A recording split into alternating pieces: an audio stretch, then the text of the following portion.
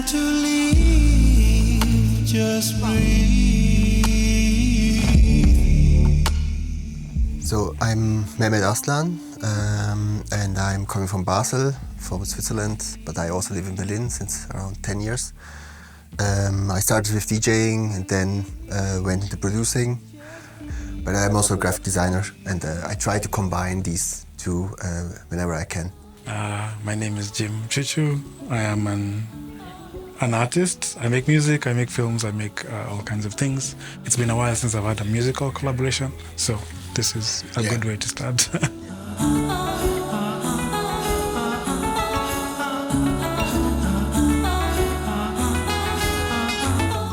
When I was in the youth center collecting records in house and techno, basically it's not coming from my parenthood or something. It was just like my interest. I grew up listening to records and in my family there was there's a love of music, even though no one is a musician.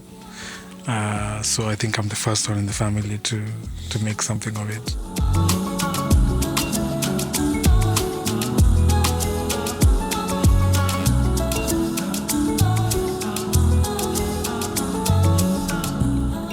When I was talking to Jim, we were looking for something we could explore, a theme which would be interesting to us and what we could work on. As someone who's working with different mediums, the question whenever I enter a project is like, what do I have to say here? And how does this medium help me say the thing I want to say? So in the beginning, I was kind of inspired by the evolutionary knowledge in our body. I was reading about that. So because music is one of the most slippery in terms of like making a song about a certain theme is not very direct, you know.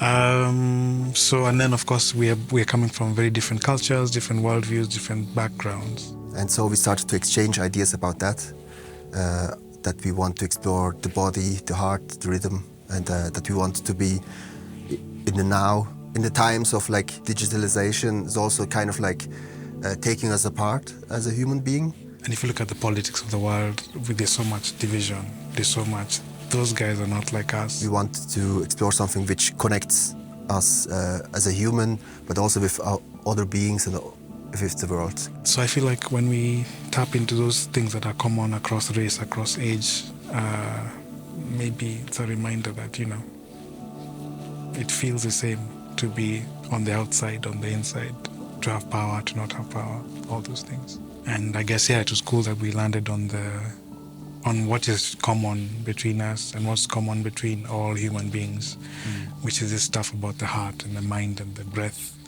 I think I've been attending too many funerals lately, so I've been thinking a lot about this idea of the last breath, the last heartbeat, that all of us have a day when we will take one of each of those, right?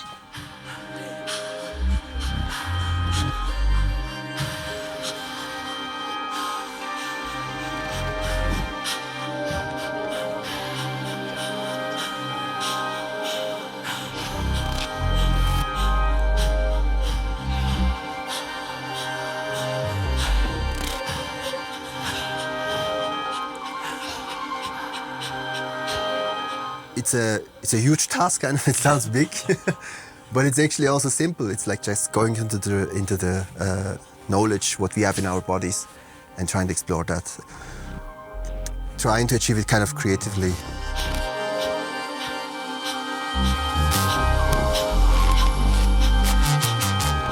I think for me coming in, it was just this question of like, are we all the same as human beings?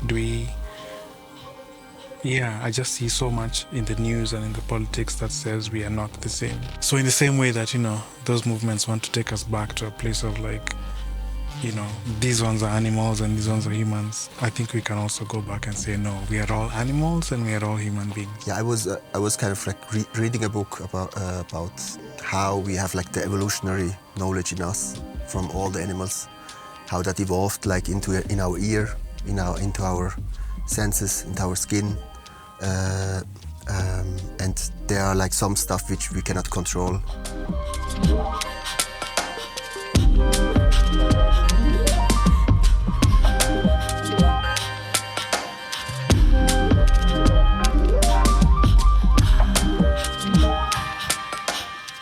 thing with music and like the narratives that each instrument has, like in terms of history, synthesizers and their history, guitars and their history. And like I think in the beginning part of this process I was researching what was the first instrument, because I'm like, you know, if black people were the first human beings, then, you know, what was the first thing that they gravitated to in terms of sound? And I learned about the bow, the hunting bow turning into a fiddle. And the heartbeat, is for example, is also represented in like percussion. When you look at ancient images, there are like always like kind of like a circle in the middle of a percussion element. And that circle means that it coming from the one source. So it's kind of like a bit esoteric, maybe thinking also, but I kind of believe in that also, that there's like a core of where the sound is coming from. When you talk about traditions and kind of cultures, bringing them in. And also thinking about like heartbeat, it's the core of the rhythm, where rhythm is coming from. So trying to achieve it, like approach it like that, to see also with the voice, as you said, like it's like the first instrument, kind of what is this instrument capable of doing? What kind of sounds can it produce? But I know that there's definitely some rhythms that are coming through us that are definitely from our backgrounds. But I think our influences are more like the things we've been through, more than the sounds we come from. Yeah, that's true. Yeah. So we are trying to more concentrate on what we like, what we how we can achieve like an arrangement, a narration of sounds, and show this palette of sounds and harmony. That's kind of like the goal.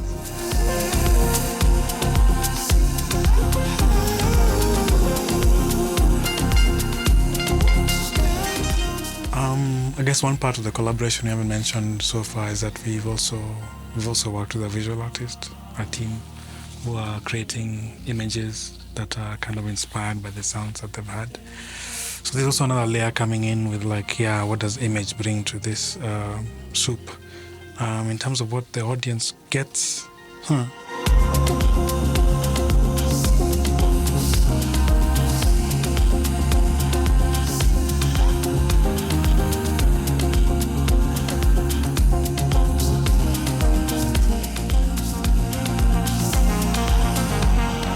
I think we are trying to use as less as possible AI. Like not really. We don't really use AI in creating the music, for sure. That's why we recorded the actual choir, and we didn't use samples or like stuff which were done. I think that was important, because that always gives immediacy about the sound and about the moment, which brings so much more which you didn't expect. And that AI thing kills sometimes this approach. There will be maybe some rows you can go, but you kind of miss that because you didn't do it like this. So I think that was important, that we are trying to work with actual new sounds. Obviously, I mean, I had also like some choir elements which I kind of created from samples. But then also tried to see like how can we recreate it with the choir and re-sample again, you know. So kind of like going into the process of this, trying to see like where it brings us. There's been so many experiences, human experiences along the way, like even recording that choir. There's some exercises that Mehmet gave the choir that were quite new to them.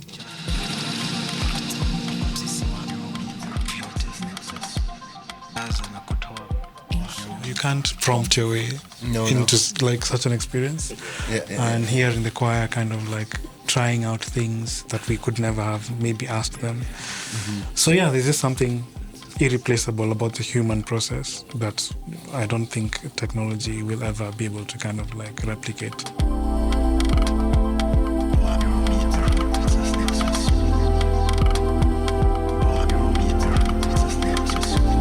I think we both have some kind of visual thinking because of his graphic design. We both have a graphic design background, I guess. So I guess maybe there's a healthy internal respect in the team for what a visual can do for sound. I mean, I'm a visual thinker. Music and visual always come to me paired. But we figured it might be interesting to have someone else comment on the stuff that we are talking about and see if maybe the visual could kind of extract another layer that maybe the music can't reach on its own.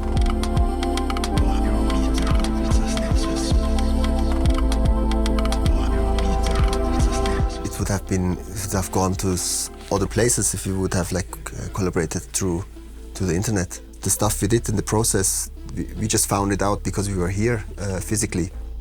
We didn't work much just together in the studio. It was more back and forth because everyone has their own process and methods to work. So, but maybe along the way to the end we will bring stuff together and also see how it can emerge in the performance.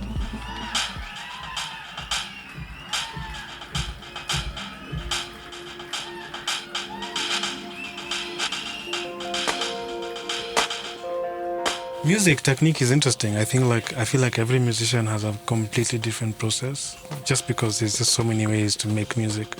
So I'm always very interested to learn how other musicians work.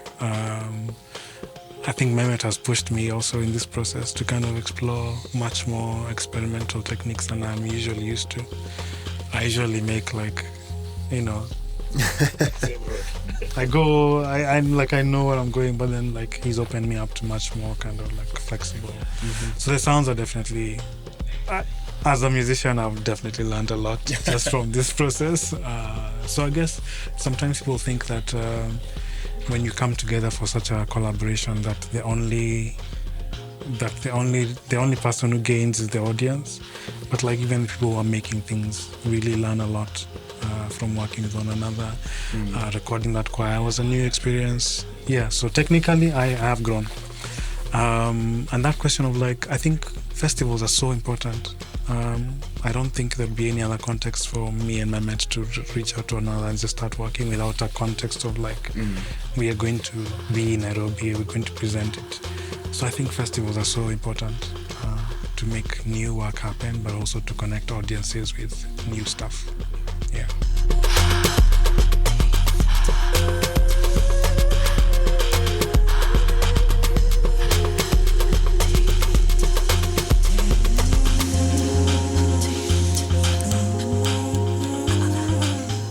Surprised by the diverse range of sounds and harmonies we are working on. So yeah, we were always talking about and also combining it with image.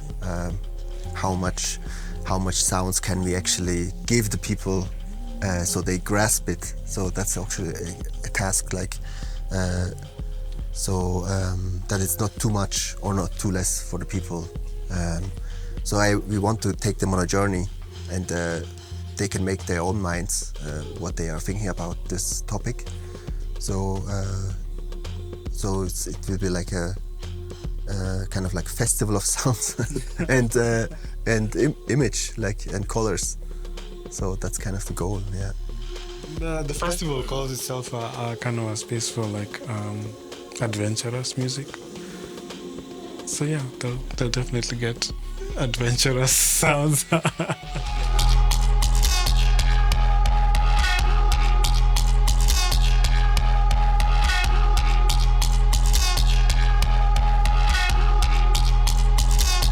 Nairobi is a big city full of millions of people, very many cultures intermingled. The culture at Kilele is a very specific subset of that culture. It's a much more, like I said, adventurous audience who are okay with listening to and vibing out with sounds that they've never had before, genres they haven't entertained before. So I find this audience to be particularly, it's a cool audience to try things out with. Yeah.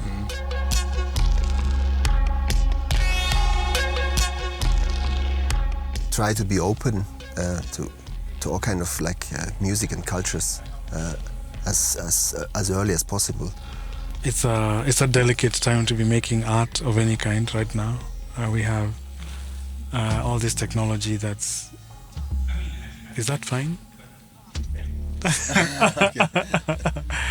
Yeah, we have all this technology and all these tech bros who are trying to make technology that takes out the human from the creative.